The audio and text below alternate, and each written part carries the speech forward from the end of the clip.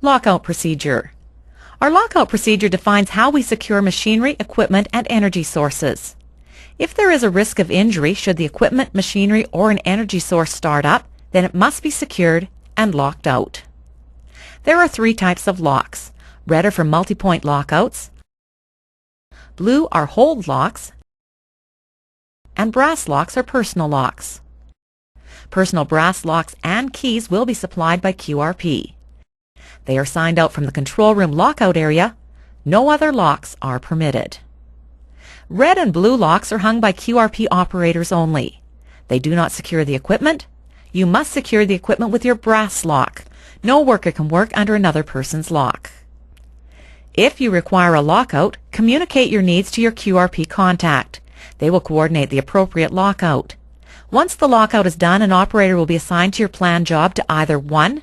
Tour you through the mill with a lockout sheet and identify the individual lockout points that you must secure with a brass lock, and the start-stop stations where equipment can be jogged to test for isolation. Once all your locks are placed, you will sign the lockout sheet.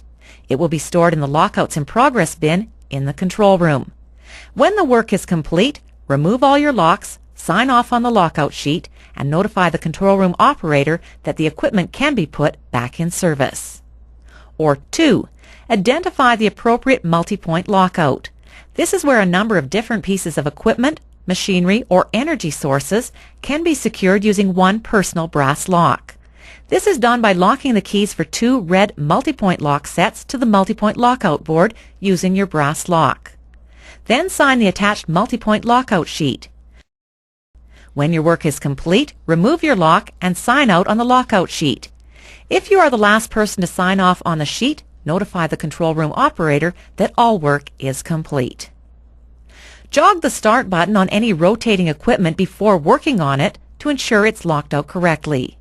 If you're unsure about any aspect of the lockout, ask before proceeding with your work.